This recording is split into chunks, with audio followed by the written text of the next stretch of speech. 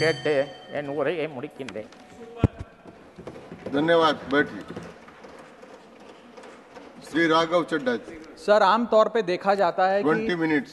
Sir आमतौर पे देखा जाता है कि जब भी वित्तीय बजट देश में प्रस्तुत किया जाता है तो देश के कुछ वर्ग उस बजट से खुश होते हैं और कुछ वर्ग उस बजट से निराश होते हैं, लेकिन इस बार सरकार ने वो अचीव कर लिया जिसे अचीव करना संभव ही नहीं था. इस सरकार ने इस बजट से लगभग देश के हर वर्ग को निराश किया. They have managed to displease all sections of our society. In fact sir, Bharatiya Janata party के अपने समर्थक भी, अपने वोटर भी इस बजट से बेहद निराश हैं. सर बजट 2024 में अगर आप सर इनको मुझे बोलने दीजिए, नहीं तो मैं if you want me to yield मैं बैठ जाता हूं. सर आप बैठो, आप बोलने दो. माननीय सदस्य, आप बोलो ना.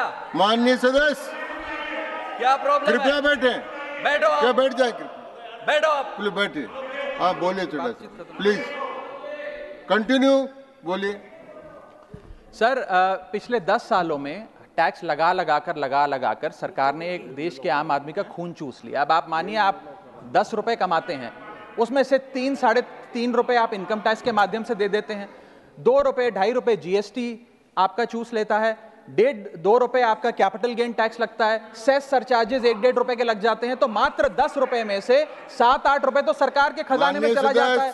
तो आम इंसान को मिलता क्या है, आम आदमी को मिलता क्या है? और सरकार जो हमसे इतना टैक्स लेती है उसके बदले में सरकार हमें देती क्या है? कौन सी ऐसी अंतर्राष्ट्रीय सेवाएं, world class health care, education, transport सुविधाएं सरकार बदले में देशवासियों को देती है? मैं ये भी पूछना चाहता हूं. इसीलिए आज मुझे ये कहने में बिल्कुल भी गुरेज नहीं है that sir we in India today pay taxes like England to get services like Somalia. Sir आज सर मैं अपने इस भाषण को सर 2 भाग में बांटूंगा. पहले भाग में मैं सर सरकार की इतनी दुर्दशा 2024 के चुनावों में क्यों हुई और आज की आर्थिक स्थिति क्या है उस पर बात करूंगा, और दूसरे भाग में कुछ सुझाव भी सरकार को दूंगा.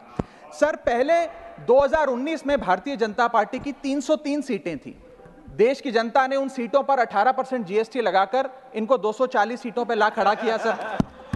सर इसके कई कारण बताए जाते हैं. कोई कहता है कि धर्म का कार्ड नहीं चला, कोई कहता है जातीय कारण है, तो कोई कहने लगता है कि टिकट डिस्ट्रीब्यूशन में कमी रही. सर ये सब ऊपरी कारण है. मैं 3 कारण बताता हूं जिस वजह से भारतीय जनता पार्टी की ये दुर्दशा हुई. पहला कारण है इकोनॉमी, दूसरा कारण है इकोनॉमी, और तीसरा कारण भी है इकोनॉमी. सुनिए प्लीज. ये सर मैं बैठ जाता हूं. ये राष्ट्रपति के अभिभाषण पर चर्चा नहीं है, ये आम बजट पर चर्चा है. माननीय राघव चड्ढा जी आपस में बात नहीं करें. माननीय राघव चड्ढा जी, ये राष्ट्रपति के अभिभाषण पर चर्चा नहीं है, ये आम बजट पर चर्चा. बोलिए सर. बजट पे आप बोलो. आप बजट पर बोलिए. आम बजट. सर अगर आपने मेरी पूरी बात सुनी होती तो शायद इतनी आपत्ति इन लोगों को ना होती. सर मैं यही कहना चाह रहा हूं कि कई कारण बताए जाते हैं चुनावी हार के, लेकिन मेरे मुताबिक 3 महत्वपूर्ण कारण है. पहला कारण इकोनॉमी, दूसरा कारण इकोनॉमी, और तीसरा कारण भी इकोनॉमी. मैं इकोनॉमी की बात कर रहा हूं, चुनावों की बात नहीं कर रहा. सर पहला कारण. सर मैं बैठ जाता हूं. सर इनको चिल्लाने दीजिए, मैं बैठ जाता हूं. सर माननीय सदस्य जब बैठिए, जब आपका समय आए तो आप बता देना दिल्ली में कैसे आ रहे. अभी उनको बोलने दीजिए. बोलिए. अभी उन्होंने बना दिया है. बोलिए. सर पहला कारण हार का है rural income and inflation. Sir Bharat की 60% से ज्यादा आबादी सर गांव में बसती है, लेकिन आज सर सर ये ठीक नहीं है. सर इनकी तबीयत खराब है. इनके पेट में क्यों दर्द हो रहा है? इनकी तबीयत खराब है. क्या दिक्कत है? इनके पेट में दर्द हो रहा है. इनकी तबीयत खराब है क्या सर? आज आप बैठिए. बैठ जाए माननीय सदस्य. कृपया बैठे. बैठ जाए मन. कृपया बैठे. बैठिए.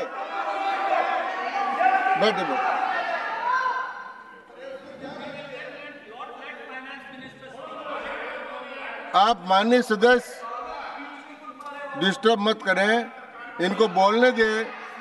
आपको बोलने का अवसर मिलेगा, अब इनको बोलने दें. हाँ सर मैंने 2.5 मिनट बोला, उसमें 5 बार इन्होंने इंटरप्ट किया. मैं अपना समय सूद समेत इनसे वसूलूंगा सर। सर मैं आगे चलता हूं सर। इस देश में ये सर ब्याज पहला मेरा कारण था ब्याज की आदत ठीक नहीं है sir. Rural income and inflation sir, आज rising rural inflation, rural unemployment, low crop yield, income inequality, farmer debt, high input cost, low income, no MSP और क्रॉप लॉसेस के चलते यह आलम है सर कि रूरल इनकम ग्रोथ वित्तीय वर्ष 23-24 में डेकेडल लो पे है, डेकेडल लो पे।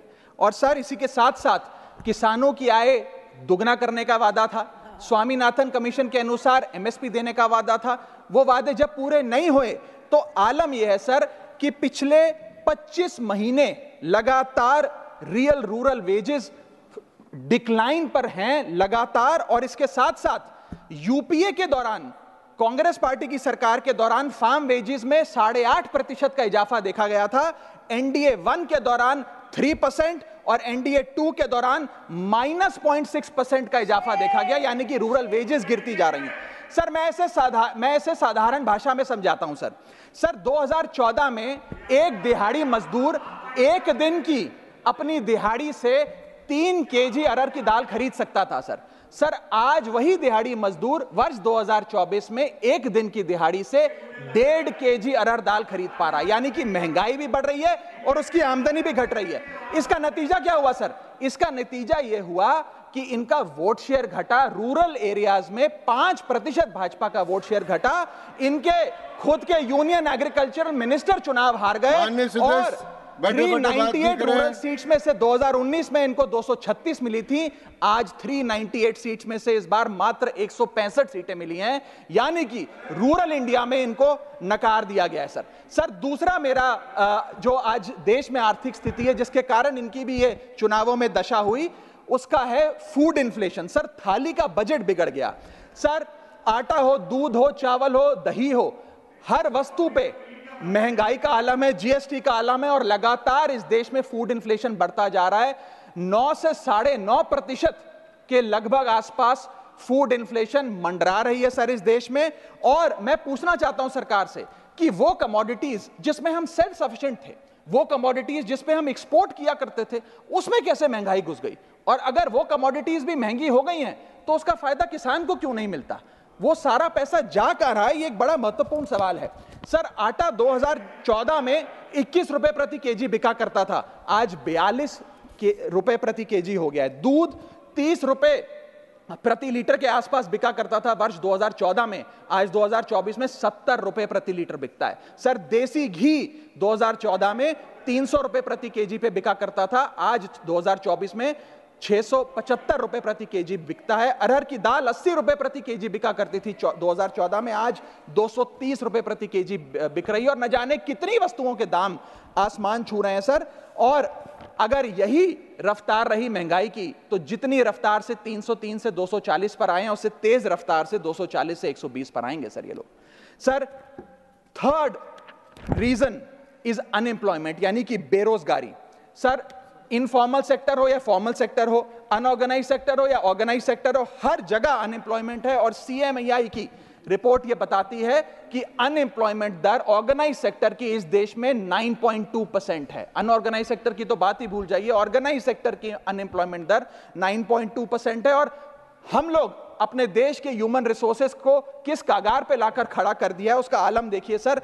उत्तर प्रदेश सरकार के सचिवालय में पीएन की पोस्ट के लिए 368 नौकरियां निकली, 23 लाख लोगों ने उसके लिए आवेदन पत्र दिए।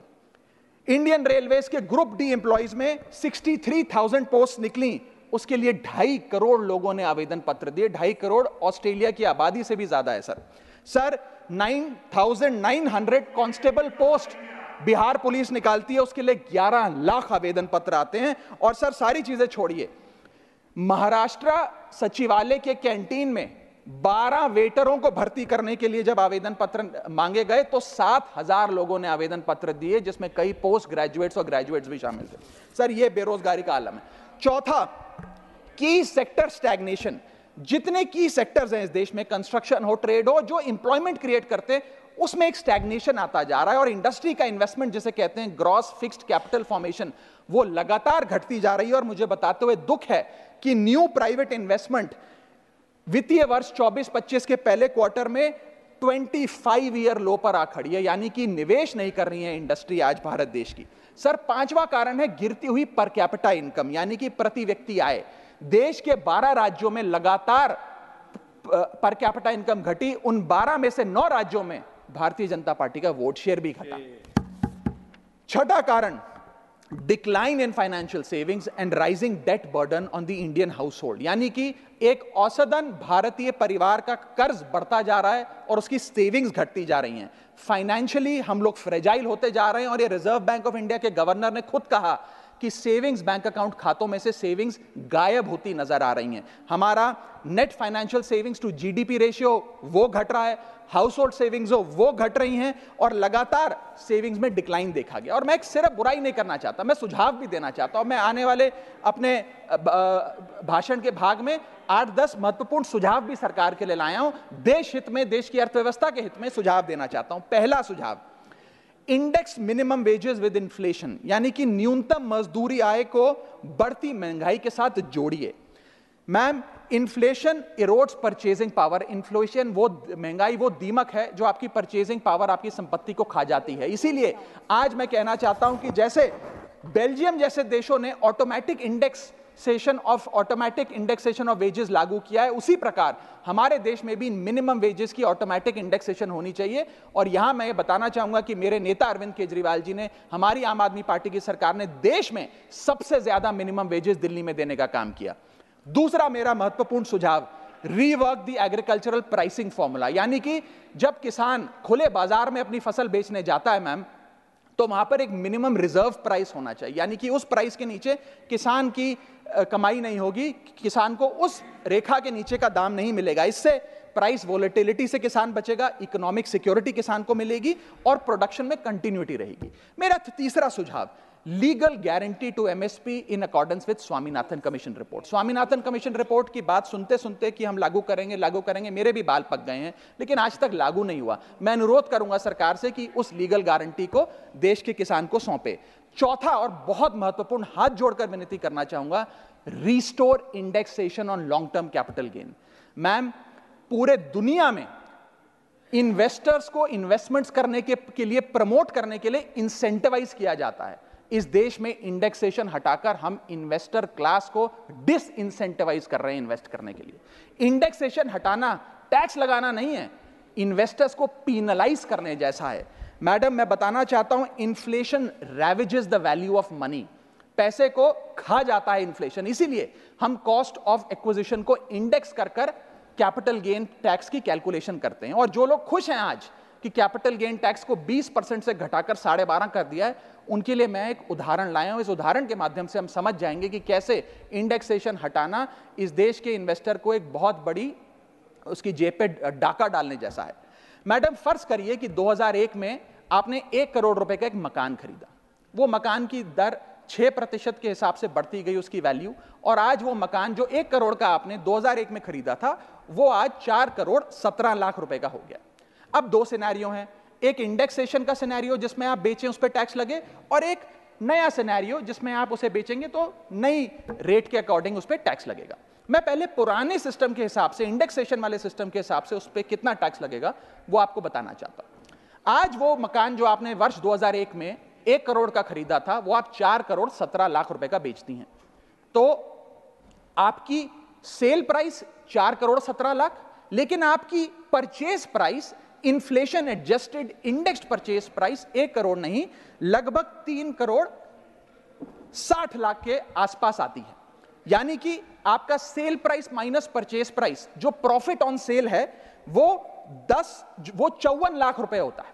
उस 54 लाख रुपए पर 20% के अकॉर्डिंग आप पे टैक्स लगता है, यानी कि इंडेक्सेशन वाले फॉर्मूले से आपको कुल टैक्स 10,80,000 रुपए देना पड़ता है। मैं राउंड ऑफ करके 11 लाख रुपए कहता हूं। लेकिन जो नई व्यवस्था है जिसमें इंडेक्सेशन आपसे छीन लिया गया है, उसमें sale price 4 crore 17 lakh, cost price 1 crore, मुनाफा 3 करोड़ 17 लाख, उस पर 12.5% टैक्स, यानी कि टैक्स कुल मिलाकर आपका बनता है 39 लाख 62,000। यानी कि नई व्यवस्था में वही 1 करोड़ का मकान अगर आप बेचेंगे आज 4 करोड़ 17 लाख का, तो आपको लगभग 40 लाख रुपए टैक्स देना पड़ेगा, और पुरानी व्यवस्था में आपको मात्र 11 लाख रुपए टैक्स देना पड़ेगा। यानी कि 40 माइनस 11 लगभग 29 लाख रुपए का एडिशनल टैक्स आपको देना पड़ेगा मात्र 1 करोड़ रुपए के प्लॉट की सेल पर। यह है इंडेक्सेशन का खेल। इसीलिए indexation long term capital investments के लिए अति आवश्यक है। मैं सरकार से अनुरोध करूंगा कि उसे ना हटाएं,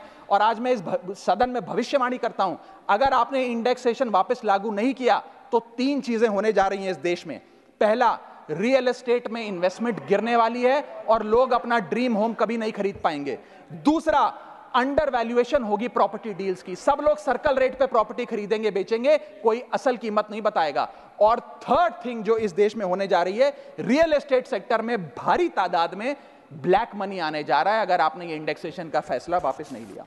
मेरा 5वां सुझाव सरकार को, फाइनेंशियल सेविंग्स को इंसेंटिवाइज करिए। डेट में, इक्विटी में, म्यूचुअल फंड्स में, बैंक डिपॉजिट्स में, फाइनेंशियल इन्वेस्टमेंट्स, और खास करके जो 24 से 36 महीने से अधिक लोग अपनी इन्वेस्टमेंट रखते हैं उन्हें इंसेंटिवाइज करिए, टैक्स मत करिए, पीनलाइज मत करिए। और मैं कहूंगा आने वाले समय में आपको लॉन्ग टर्म कैपिटल गेन पे टैक्स अबॉलिश करने के लिए भी सोचना चाहिए, ना कि उसे सिर्फ कम करना चाहिए। छठा मेरा सुझाव, review, revise and simplify GST. GST जिसे गहरा संकट टैक्स या गब्बर सिंह टैक्स के नाम से आज देशवासी जानते हैं, रोटी हो, कपड़ा हो, मकान हो, हर चीज पे जीएसटी लगा लगा कर हमने इस देश के इन्फ्लेशन पर भी जीएसटी लगा दिया, सारी चीजें महंगी हो गई। मेरा सुझाव है सरकार से कि इस जीएसटी के पूरे फ्रेमवर्क को कॉम्प्रिहेंसिवली स्टडी कर रिवाइज करिए। एक्सपोर्ट ओरिएंटेड सेक्टर्स में जीएसटी कम करिए ताकि हम ग्लोबली कंपेटिटिव बन सकें। एसएमई सेक्टर जो नौकरियां देता है, छोटे उद्योग हैं, उसमें जीएसटी कम करिए। और एसेंशियल कमोडिटीज, दूध, दही, चावल, रोटी, चावल, आटा, उस पर कम से कम जीएसटी विड्रॉ करिए। मेरा 7वां मेरा सुझाव, give more to states. India is a union of states. States की जेब में थोड़ा पैसा डालिए।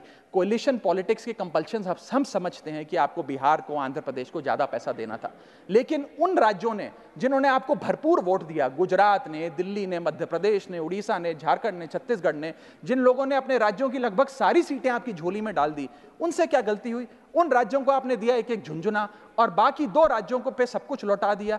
तो ये डिस्क्रिमिनेटरी फेडरलिज्म नहीं होना चाहिए, कोऑपरेटिव फेडरलिज्म होना चाहिए। ये गुहार में लगाना चाहूंगा। और इस सरकार को एक बुरी आदत है सेस और सरचार्ज लगाकर पैसा वसूलने की।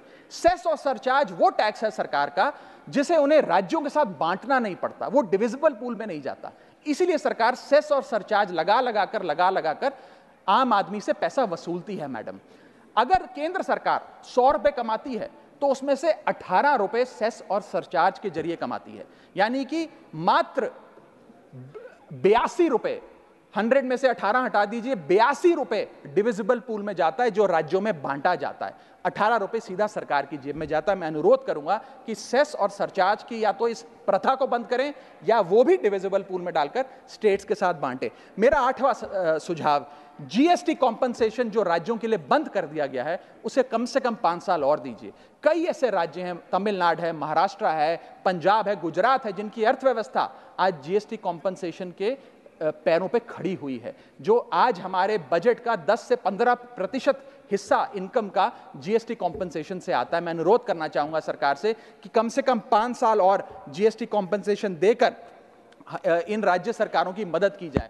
और अंत में बस मैं यही अपनी बात बोलकर खत्म करूंगा मैडम, कि इस बजट ने टैक्स बढ़ा बढ़ाकर इस देश के आम आदमी के खून चूसने का काम किया। मैं अनुरोध करूंगा कि डायरेक्ट टैक्स हो या इनडायरेक्ट टैक्स हो, इस पूरी व्यवस्था पे एक बार फिर से गौर फरमाया जाए। जो मैंने शुरुआत में कहा था उसे दोहराऊंगा, हम 10 रुपए अगर कमाते हैं तो उस पर 3-3.5 रुपए इनकम टैक्स लगता है, उस पर 2 से 2.5 रुपए जीएसटी खा जाता है, 1.5 रुपए का कैपिटल गेन टैक्स लगता है, आधे पैसे का सरचार्ज और सेस लगता है, यानी कि 10 रुपए में से 6 से 7 रुपए सरकार की जेब में चले जाते हैं। यानी कि अगर आप साल में 10 रुपए कमा रहे हैं तो 7 से 8 महीने की जो आपकी कमाई है वो सरकार ले जाती है, मात्र 3-4 महीने की कमाई आपकी जेब में आती है, और उस पर भी अन्य प्रकार के टैक्स लगते हैं। और उसके बदले में हमें कोई सुविधाएं नहीं मिलती है, ना ट्रांसपोर्ट, ना हेल्थ केयर, ना कोई इंफ्रास्ट्रक्चर, कोई ऐसे जैसे और बड़े बड़े विकसित देशों में, United states of America, United kingdom, European countries में जो हाई टैक्स रिजीम्स मानी जाती हैं, उनमें नागरिकों को सुविधा दी जाती है, लेकिन उसके बदले में दिल्ली में, हिंदुस्तान में, देश भर में कोई ऐसी सुविधा केंद्र सरकार नहीं देती है। इसीलिए यह कहा जाता है that we impose taxes like the Europeans do to get services like sub-Saharan countries। मैं अनुरोध करूंगा सरकार से कि इस टैक्स फ्रेमवर्क को डायरेक्ट हो या इनडायरेक्ट टैक्स हो, उसका भी एक कॉम्प्रिहेंसिव रिव्यू करें। बहुत बहुत शुक्रिया। धन्यवाद। माननीय